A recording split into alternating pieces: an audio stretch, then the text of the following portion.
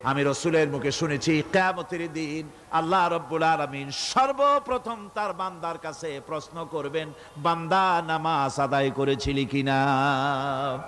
নামাজ সর্বপ্রথম প্রশ্ন। যেরকম সর্বপ্রথম প্রশ্নটা কি? নামাজ। এই নামাজ আপনার বাচ্চাদেরকে যখন 7 বছর বয়স হবে নামাজের হুকুম করবেন। 10 বছরে নামাজ না পড়লে প্রহার করতে বলা হয়েছে। নামাজের জন্য কড়াকড়ি করতে হবে। পুরুষ নারী মেয়েদের মাসের ভিতরে কখনো কখনো তাদের যে সমস্ত মাসলা মাসাইল আছে সেই অনুযায়ী কখনো তাদের ক্ষমা আছে, বাকি তাদের নামাজ পড়তে হবে। আর পুরুষের জন্য পাগল হয়ে যাওয়া, বেহুশ হয়ে যাওয়া ছাড়া নামাজ মাপ নাই, নামাজ পড়তেই হবে।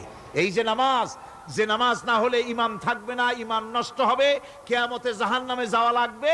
এসব কথা শোনার পর আজকের তাফসীরুল কোরআন মাহফিলে আমরা কি ওয়াদা করতে পারি যে আমরা মালাকুল মউত যতক্ষণ পর্যন্ত আমাদের মাথার কাছে না আসবে নামাজ ছেড়ে দেব না? এই ওয়াদা কি করতে পারি?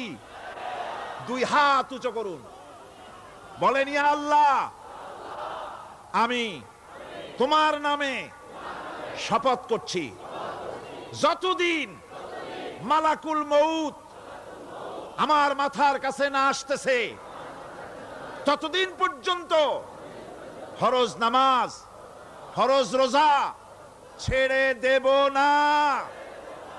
ইয়া আল্লাহ।